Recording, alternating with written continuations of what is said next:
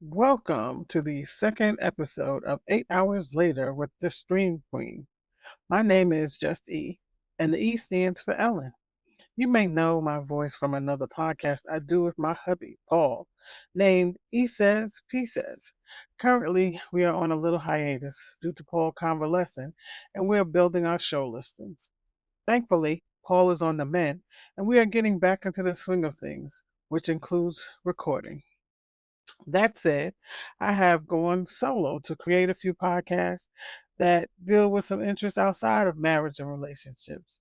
This being the first one, where I discuss my love of television by blaming Netflix, LOL. I'll also discuss my new love of British crime dramas and my general love of crime TV. This will also include me enjoying vintage TV and the plethora of other streaming categories I enjoy. I'll share my TV streaming history and how I track the many shows I like. Many shows I like. So let's begin. Close the doors, grab a snack, and let me know what you think.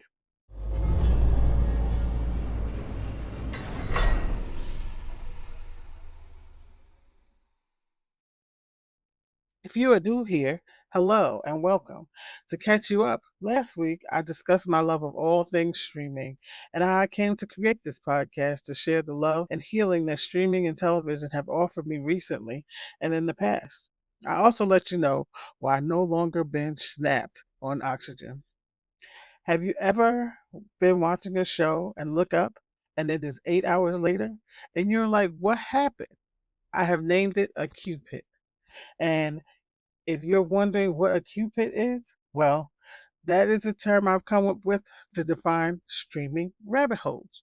Those times you say to yourself, I'm just going to watch one episode. And by the end of the one, you're like, I need to know what happened. So several hours later, you see the sun, shake your head, and say, they did it to me again. Now my day is shot because it is 6 a.m. and I haven't slept and I have things to do. Shaking my head. It doesn't happen as much now, but during the pandemic, when it was Netflix all the time and they were putting out new shows almost daily, it was more of a problem. However, Cupids do still happen from time to time, and I fell into two over the past week. I was watching The Gilded Age one evening and then clicked over to Ballad another evening. The Gilded Age is on Max, previously HBO, and Ballad is on Prime. Both are great shows that kept me intrigued for the same reason. I wanted to know what was going to happen next. I thought staying away from Netflix would prevent Cupids. Seems like I was mistaken. Cupids are universal. And I wasn't going to watch The Gilded Age because, let's face it, sometimes as African Americans, we get roles as maids, nannies, and many other side characters. And yes, these characters can be very instrumental in the story. However, as a woman of a particular age, I wanted to see something different. And what really got me to tune in is seeing Felicia Rashad on one of the posters for the upcoming season. So I knew she wasn't playing a maid or side character, and I was intrigued. As a lot of us did during The Cosby Show, I fell in love with her as a wife, mother, friend, daughter that spoke to us as a community and showed us that we did not have to be a stereotype. We could be whomever we wanted to be, have a career, family, and spouse, and be great. By the way, Theo was a brother we all had. So R.I.P. to Malcolm Jamal Warner, who made Theo and many of his roles moving forward iconic. All that said, the Gilded Age is about wealth during the industry age. The pull between old and new money, with old money trying to keep the new money families out of society, and new money flaunting and throwing their money around to get their attention. And then there is the black upper class, which we all knew and know exists, but are rarely discussed, that are living parallel lives with the Caucasians, but are in Brooklyn as opposed to the Upper East Side of Manhattan. Shout out to Brooklyn. And the other actress that caught me was Christine Baranski. I fell in love with her when she was on the show Sybil. Her character was Marianne, the drunk wealthy friend that was Ethel to Sybil's Lucy. They were hysterical. Marianne was the original Karen, like from Will and Grace. So she too married well, had money, and nothing to do but get into hijinks and shenanigans with the. And this is Sybil Shepherd, the actress and model that was in Moonlighting with Bruce Willis. LOL, when he had hair. Not sure if you can find either show on streaming, but if you do and love to laugh, they are a must. She, Christine Baranski, was also on The Good Wife with Julia Margolis from ER and the spinoff The Good Fight with Audra McDonald, who is a wealthy African American mother in the Gilded Age. So the night I got into a Cupid of the Gilded Age, there was a lot of action happening with the niece, Marianne, that the Christine Baranski character took in after her brother's passing. Her sister, her son, and the new money family. All of this was going on. I was on the edge of my seat. There were near marriages, balls, strikes, and the daughter of the wealthy American family, Peggy, who's friendly with Marianne because she helps her in the beginning of the show, the first episode. We find out she has been married and that she was a mother. And she leaves the aunts. Her name is Agnes Van Ryan, not because of racism from the aunt, but from the head maid who opens Peggy's mail and tells her secrets to the aunt. Though let's be honest, the only person the head maid, Armstrong, likes is the aunt. I don't want to give too much away, so you must watch. I have taken a little break because I'd caught up to the current season and didn't want to have to wait for the next episode. I like for all of them to be queued up and ready to watch. Shaking my head again. That is the worst about a Cupid. You watch all the episodes and then you have to wait for the next season, which is usually about 6 months to a year away. And now you're rewatching because you forgot the ending. Or is that just me? So the other show that caught my eye because it was new and it popped up on Amazon Prime and my recommended shows to watch. The other reason is we rarely get a female lead crime drama.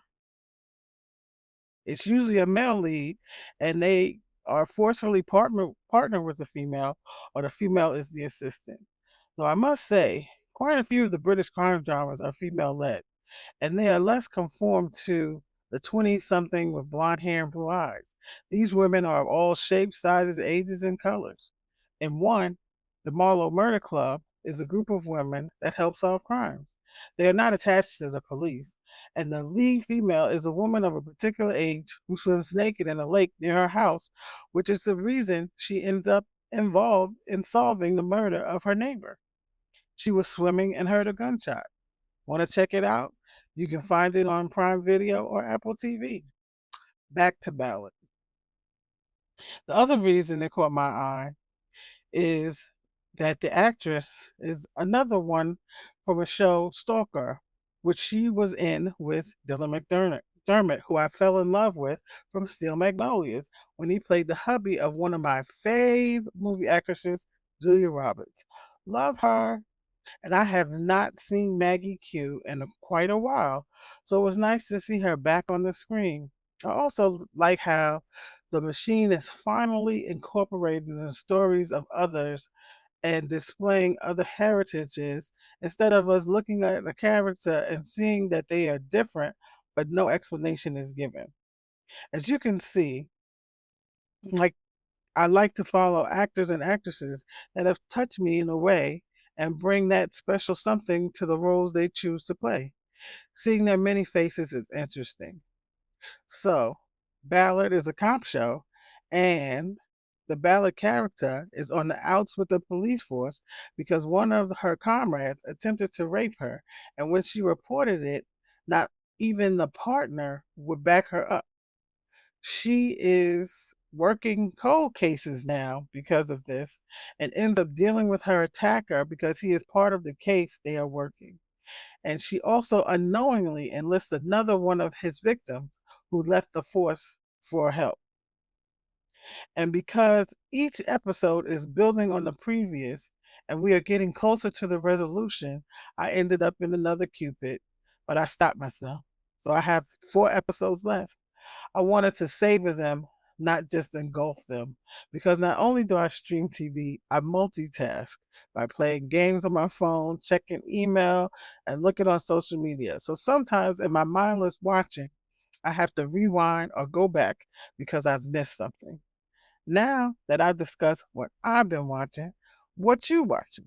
Because The Gilded Age and Ballad are currently in the rotation for me. Believe me, they are only 2 of many. And if you are wondering, how does she track all of these shows? There is an app for that. I use TV Time. I have been on it for several years at this point. Currently, it says I have watched 25 months, 19 days, and 5 hours of TV with 26,319 episodes watched over that time. I have been on the app. Yes, it keeps stats and you can follow others. So check it out. It's free. And in the vintage E section, I am watching Jag and Cold Black. Yes, I like military and hospital dramas as well. I have also watched quite a few other shows that came out during my teen years, and I was not interested in them at the time, or maybe watched them passively. It is amazing the things you don't understand as a teen, and when you rewatch, you're like, all of that was going on? Wow.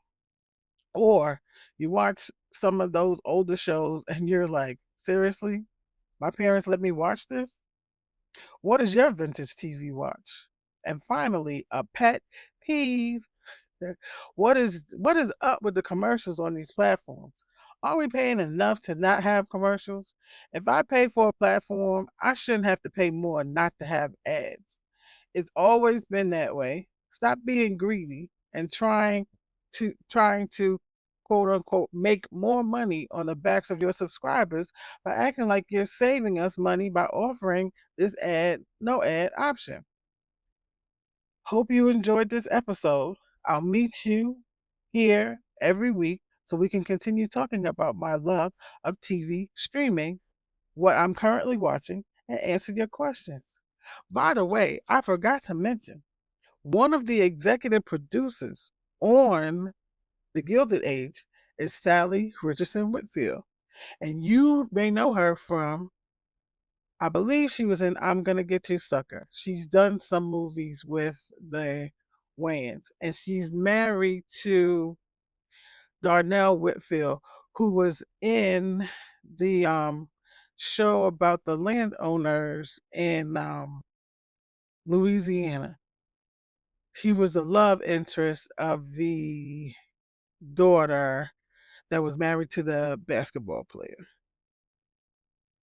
So, lots of good things happening in the backfield of that show as well as in the front. So, subscribe to 8 Hours Later with the Stream Queen on any platform you listen to your podcast. Want to do more? Make a donation by buying me a cup of coffee at buymeacoffee.com/mock media. Check out our merch and statement tees on Etsy or TikTok at Ease Tees, EZZTEES.